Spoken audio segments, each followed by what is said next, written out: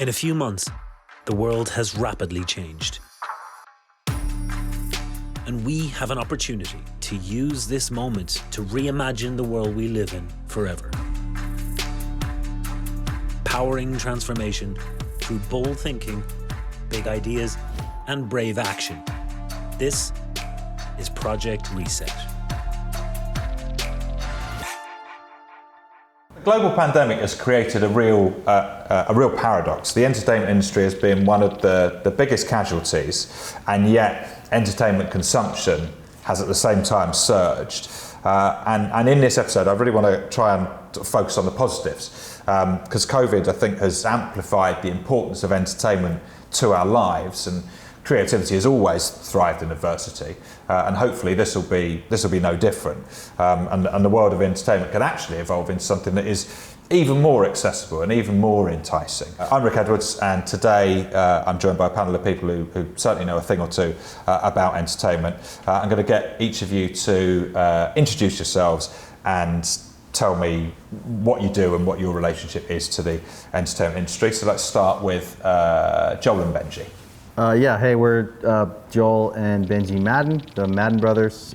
We got our start in entertainment over 20-some years ago in our band Good Charlotte. We went on to found a music company called MDDN.co. We're co-founders with another two people with a music platform called Veeps.com. That's a live streaming ticketing platform, and we are artists for artists. I looked at Veeps the other day, and I was like, this is so perfect for the time that we're in now. I was like, did they know Corona was coming? No, you know, the idea of direct to consumer, which is where I think all things are going, it applies to music as well. And Veeps was built as a direct to fan engagement platform for artists to own and operate their own. Essentially, it's VIP, so we see live streaming as a function of VIP. So originally, live streaming was just another tool on the platform to own and operate your own fan business without a third party. It's a commission-free platform. Artists run businesses, and they're not taxed by the platform. I'm Jon Giegengack, and I started and run a company called Hub Entertainment Research, and we do consumer research, about 10,000 surveys a year on everything to find out how technology is changing the way that people discover and choose and consume entertainment content of all kinds, TV, movies, music, video games. And how did you end up starting Hub? What led you there, Jon? I was doing this for a bigger company, and had done, just because I've always thought the entertainment space, and I'm a musician, highly amateur, but I'm in a band myself, and saw how a lot of technology was really poised to kind of change the way people consume all of this stuff. As soon as there's a broadband pipe into everyone's house and a powerful computer in everybody's pocket, the impact of that was going to be massive. And so in 2013, I thought there might be enough of a change to kind of start my own company focused entirely on entertainment and nothing else. You know, even though that's not that long ago, we're one of the companies that's kind of been focused on how these changes are occurring and track them for the longest. I mean, maximum respect for saying you're a musician in front of Joel and Benji Madden, actually. I didn't think of that until after I started saying it. They were just like nodding politely. You're probably more of a musician than I am. So. And finally, Maya. Hello, I'm Maya Jama, and I'm a TV and was radio presenter. I don't really know what else. I kind of dabble in DJ, put my foot in some acting recently, all-rounder. You're the ultimate. I don't have a long brief like these guys. That was really impressive. I've done a few things. Yeah, but you're like the ultimate, what do they call them? Hyphenate, where it's just like you're presenter, actress, broadcaster. Do you write as well? I feel like you can probably write. I mean, I could have a go, but I won't call myself a writer. No, not yet. But DJ, so that can add in. Has your own consumption of entertainment changed, have you noticed? Yourself, forgetting the bigger picture, has your consumption of content changed? Yeah, well, I mean, I've completed Netflix. That happened very early on. You know, you get through congratulations. everything that you want to see. Completed it. I don't know, I just tried everything that everyone was doing, like house party app, that was massive at one point. Absolutely has probably quadrupled what I consume as a consumer. I think being home, having more time in between, engaging with my kids and the things they're doing. I mean, my son plays video games. My daughter is big into, YouTube, TikTok, all that stuff. So engaging with them, I've become a consumer of things I wasn't a consumer of, but then also just my own personal time, listening to music, watching TV shows, movies, all that stuff. I've definitely have more habits that I didn't have before that I have now, as far as like what I'm watching and what I'm doing consuming wise. So definitely, like I'd say like 4 times what I was. I've been playing more video games, and especially buying them digitally, so downloading them rather than going to Best Buy and buying the game itself. I already used up one whole hard drive. I got to go get another one now. But that's like a habit. I don't think I'm going to go back to buying, retail again. And so, do you think these changes will persist then? Is that what your research is saying, that some of these habits that people are forming will persist? Absolutely. If the pandemic has accelerated some things that were happening anyhow. For instance, in our research, we find that people are spending a lot more time watching TV or movies than they did before, but that streaming platforms like Netflix or Hulu or HBO Max or Disney Plus account for a lot more of that increase than regular TV does. That's a lot more likely to be kind of consistent. And I think another thing that's really interesting is that, we talked about the ability to artists to create kind of content themselves and deliver it themselves. So we did one study where we looked at people who watched talk shows, and then we tracked down people who had watched a talk show that was produced at home, like The Daily Show. And about a third of people said that they preferred it when the show was filmed in front of a studio audience. But there's another 30% who said that didn't really make any difference. And everybody else said they actually preferred it being watched at home. And to your guys' point, there was a lot of those shows, especially at the beginning, that the production was a lot worse than like your average YouTube influencer would have. And even with that, people still felt kind of this direct connection with the host that they didn't feel when there was a big elaborate set, a big audience. And again, some good news with John Krasinski was one of the most successful pieces of content that came out during this whole thing. And it was noteworthy at how low budget the production was. I think we have to talk about audiences and live audiences, and just picking up on your point about how a lot of people actually preferred those, the kind of the late night shows without an audience. Maya did a show over the summer, big primetime Saturday night show for the BBC that was obviously massively affected by COVID and didn't have a live studio audience, where it was absolutely the sort of show that you would, like there's the band and stuff. And I wondered how that was for you, Maya, and whether you went into it feeling confident that it could still work. Yeah, I mean, it was crazy because originally the show was supposed to be around the Euros, which is a big football tournament. That got cancelled, and we'd done the, what's the word called? The pilot for it prior, with an audience and discussing all these football things, and in our minds we'd have these like amazing guests and all this stuff going on. And then COVID happened, and it was like, right, well, we have this time slot, we're going to try and make the most amazing show we can with everything that should have been happening over the summer.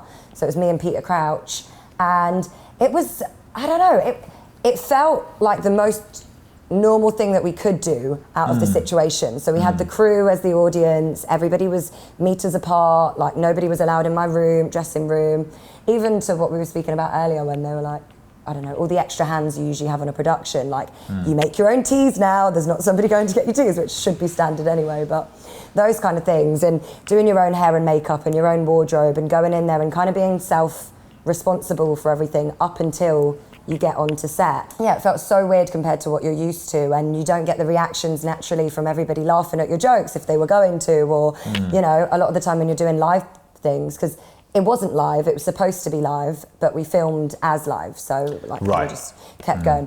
But you feed off the audience and you feed off the energy a lot of the time, so it was really like a big effort on everybody's part in the studio to go that extra mile, to be like, look, there's only about 5 of us, but we're gonna do the extra claps, we're gonna laugh extra loud, and we're gonna try and create the best environment possible. And I think we did do a really good job. But yeah, surreal. It's like, I kept calling it alien TV. I was like, this isn't normal, it's like alien TV. Like, I actually wanted to shout out as well, Full production company, because they went the extra mile on everything, as you can imagine. So they make the James Corden's late night show, and I actually, oddly, like I catch clips of that every now and again. I think I prefer it without the audience. I think it feels really intimate somehow. I don't know if you still get nervous, but I do get nervous when there's an audience around, just because, you know, I'm not a comedian, you say a silly joke, there's no laughs, and you're like, whereas at least you knew that the crew are going to give you a fake laugh at least, or a little boost of morale. There's a whole generation of people now who are used to watching stuff like that without an audience. All the young people that are watching podcasts. I mean, look at Joe Rogan, that started off on a shoestring budget in his basement and succeeded purely on the strength of his message and his content, the things he was talking about. And it broke pretty much every one of those things is like 2.5 hours long. It kind of destroys all the model of how you're supposed to do these things. If you think about a show like Game of Thrones, even if you don't watch Game of Thrones, you've heard of it because of the marketing machine behind it. But there are people on YouTube who get routinely bigger audiences that Game of Thrones do. And if you're in their sort of target market, their orbit, it's a household name. And if you're not in that, you've never heard of them at all because of the way it spreads organically, without really much investment in advertising per se at all. And I think that's a really good thing for creators, and it's a really good thing for consumers, because they can, no matter how specialized your tastes are, you can find enough of that kind of content to fill the amount of time you have. So Benji and Joel, what do you lose as a musician when you're performing in front of or for a virtual audience rather than an audience that are there whose energy you can kind of feed off of? I think real time, I guess what you would call it is feedback.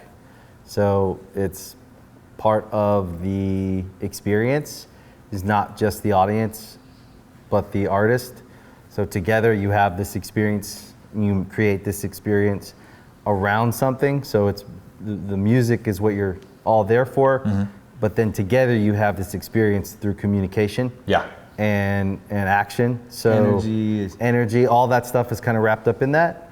You lose that. Now, what you try to replicate, which we tell people, don't try to replicate the live experience.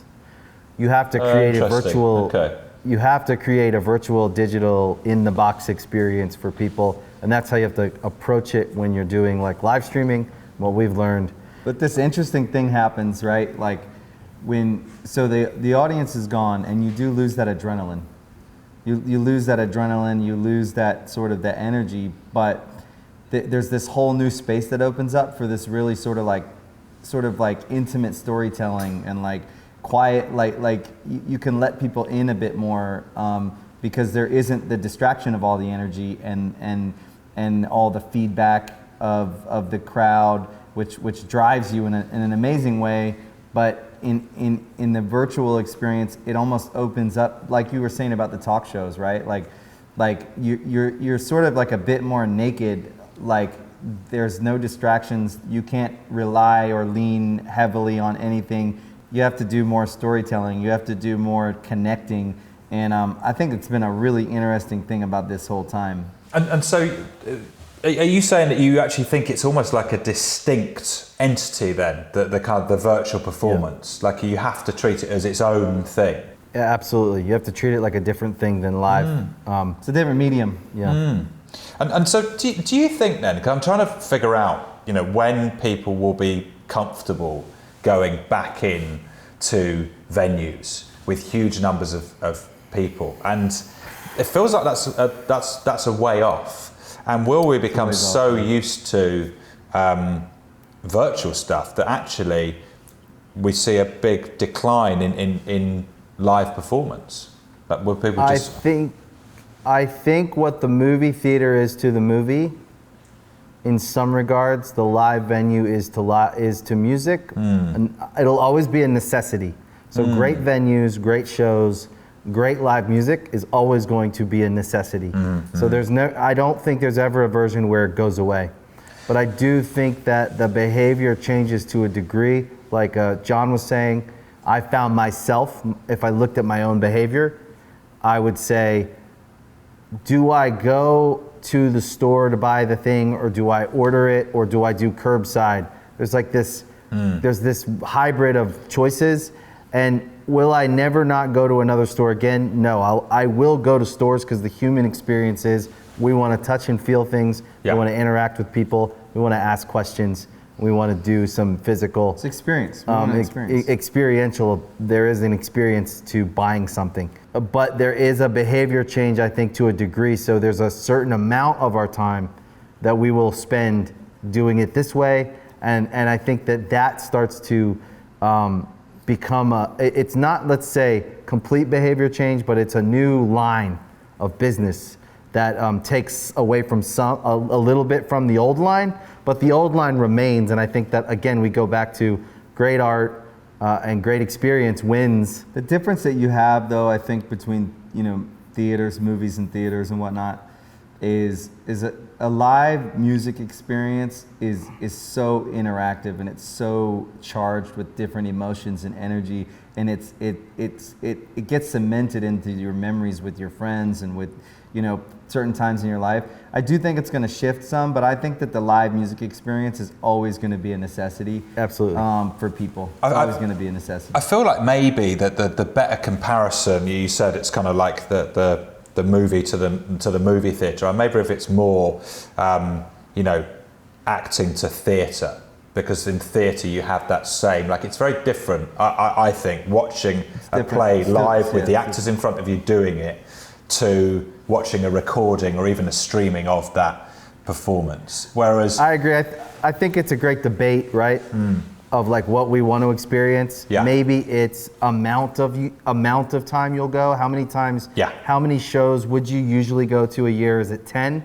I think it's probably going to end up going down, and I think there's It's going to take a little bit more to draw you out. It's going to take more of an experience to draw you out, where like 20 or 30% of the time, I think you'll shift to a different experience.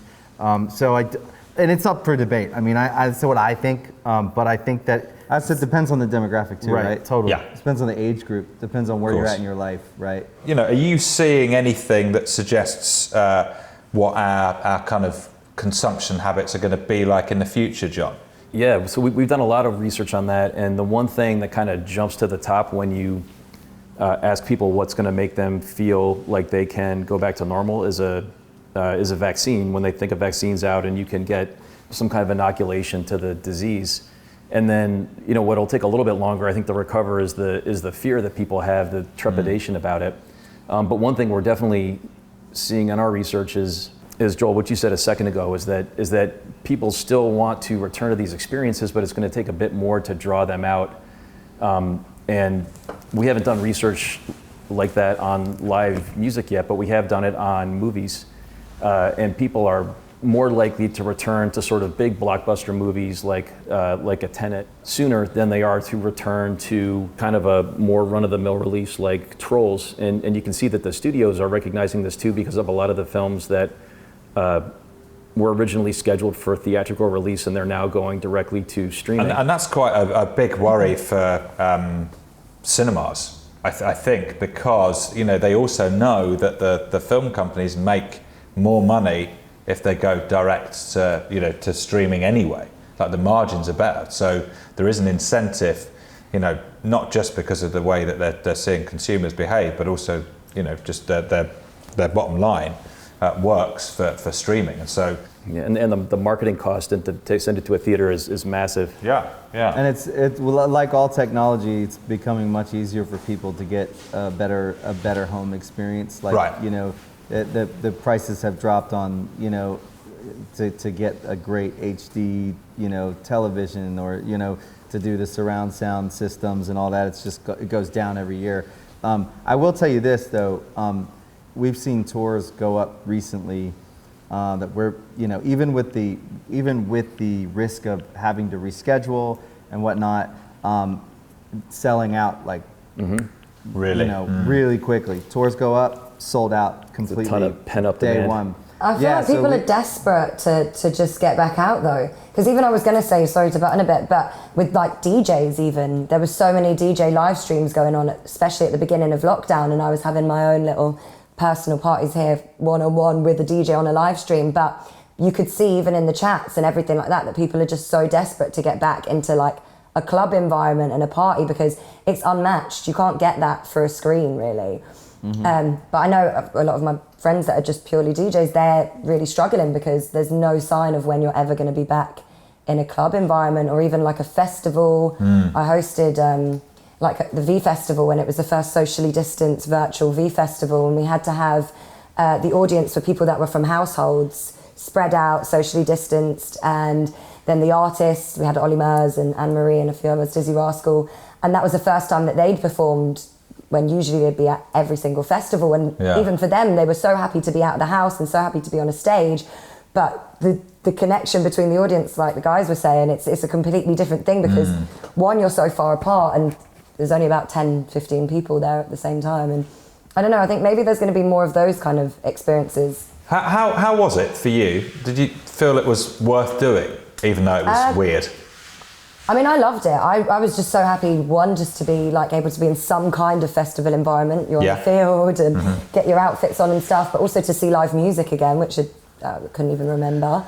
And to try and bring some kind of like joy and experience through a TV screen, which you're not getting already online. I don't know, I feel like everybody's just doing their best, and those kind of shows are the closest thing you can get to a real life festival right now. So yeah, maybe that's where it goes.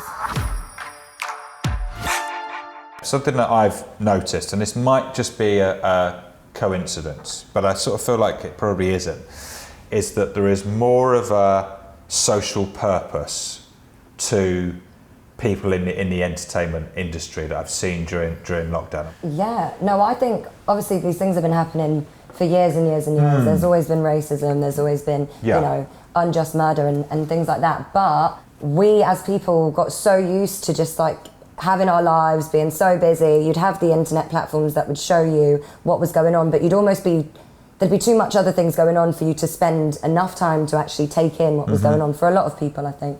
And when lockdown happened, and then there was the murder of George Floyd, for example, there was no escaping it because you're not doing anything else. There's no distractions for you to look elsewhere. Like, it's right in front of your face, you can see it, and you can't act like, oh, well, it doesn't affect me, it's not going on in front of me. And I think that kind of forced people to actually be like, okay, well, me not saying anything now, me not acting like this is a problem or an issue, like I'm wrong now, rather than, oh, ignorance is bliss, which I think was the attitude for a very long time. And I think now a small blessing that came out of a terrible thing was that people did realise it's time for a change, actually, eventually, start doing things, and the conversation started to happen a lot more, and it wasn't going away this time. And I do see small changes in our industry, especially where people are working hard to see behind the scenes that their platforms and their companies and their shows reflect reality, and it is diverse and it is representative, and we are making more of an effort to combat racism and everything now.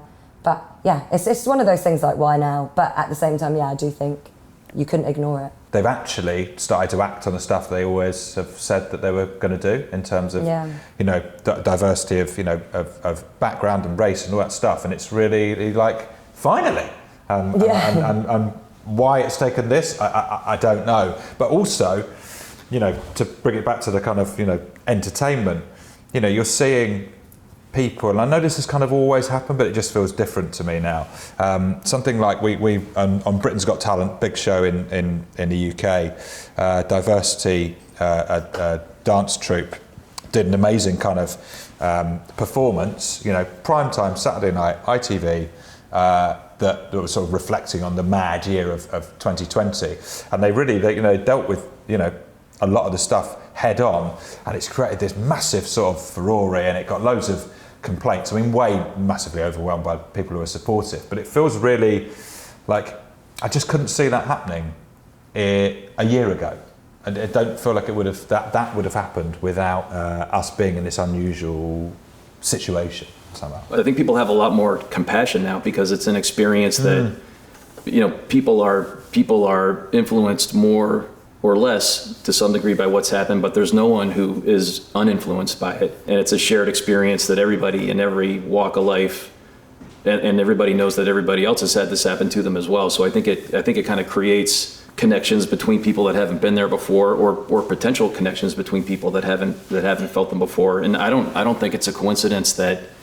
the Black Lives Matter stuff happened so quickly after the pandemic. I think that kind of set the stage for people to, feel the plight of their fellow man more directly maybe than they have in the past. Do you guys feel more pressure then to have a social message in your work, in your output? We're compelled to support, because that's right now the best thing in terms of people experiencing Sort of lifting up, Yeah, in people experiencing racism, inequality, and injustice. We're not the poster guys to be able to comment on that experience. We can support, and we can try and lift up, and we can try and be a part of the cause for good in the ways that we can participate behind the scenes and from our platforms where we think it'll help. I suppose also that sometimes it's easy to forget that entertainment has real value just in and of itself. That the whole point is it makes people feel better. That's why they seek out whatever the form of entertainment is. And so just by making the stuff that people want, you are helping, almost by definition, aren't you, Maya? Yeah, I think a lot of it, I don't know, me personally sometimes I think even just representation, like being somebody that somebody can relate to from a different background or, from a different ethnicity, I think that alone does wonders. Because when I was younger, I didn't see many black women or women of colour on TV other than June Sarpong. Yeah, June and Trisha. June and Makita. Yeah, and then when I got a bit older, Makita and Jamila, and I really did look up to those women because I felt like, oh wow, they can do it and they look like me, and and I think if you don't have any representation in that sense, then it can be like, oh well, I wouldn't fit in that building, or maybe I'm not suited for that, and that kind of stuff. So yeah, that's been one of the best things I think that's come out of this whole situation, everything, is that people are now, I don't know, from my conversations that I'm having anyway, starting to be like, why is everybody in this building white and a male, and why isn't there somebody that looks like this and comes from here, and and actually making the effort to change it. But as well, to touch on what the boys were saying, I understand there was a lot of people that felt like, oh, I don't want to say the wrong thing, or I don't want to overstep the mark when I'm talking about these issues if I'm not the right person for it. And I think one thing I noticed, one thing I felt is just that it was just nice to see that, even if you don't know everything about it, it's just having the voice and influencing your platform and the people that follow you who may not have even thought about racism or don't even realise that it's still so prominent as it is, and just to be like, hey, look, it is actually going on as much as you might not see it, it's there, and it doesn't affect you directly, but it does affect a lot of people, and black people are upset and it's hurting them and it's killing them, and enough is enough kind of thing. Yeah, it's just the conversations. It's just pulling people up if you hear a comment, and making sure, as I said before, the companies and the businesses and the TV shows and production companies reflect real life and are as inclusive as possible. Wonder if you guys think that some of the more vulnerable forms of entertainment will be able to adapt, or if some will actually just fall away. Like when you look at the UK, it looks like 70% of theatres probably by the end of the year are going to be out of business. Like they just, what can they do? Like the numbers just don't work for them, but certainly with social distancing. Are there going to be some art forms, entertainment forms that we are just going to lose? I don't know if we lose things in their entirety, but it may become just a niche, right? Like Extinction's a real thing, though. Yeah, but think about it. Like back in the day, they did drive-in concerts, or no, drive-in shows, drive-in movies. That's like a niche thing now, right? You don't see it a lot, but it's like not a big business. It's not a big business. I think that it may become a niche. But what's the loss? It's too hard to measure. If theater suffers the way it looks like it's suffering, what is the loss to our culture? What is the loss to our society because of what's born out of theater, what starts in theater? Yeah. How many great actors, how many great writers, how many great people have come from theater and affected pop culture? And that's the thing I think people don't always measure, is where things are born and what they grow to when we actually consume them at a pop level.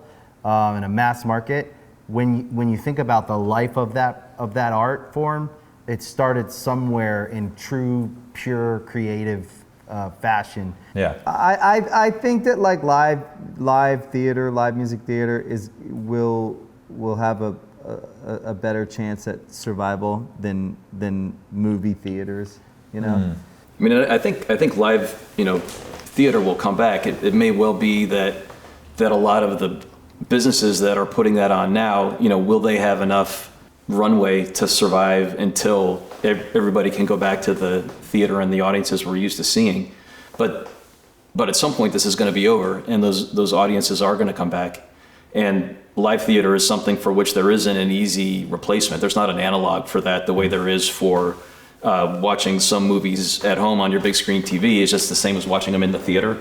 And I think the businesses that don't have an easy analog, live concerts being another one, those are going to be the most resilient in the long term. The art form will come back, even if some of the companies that are putting that on for us up until this point are replaced by others.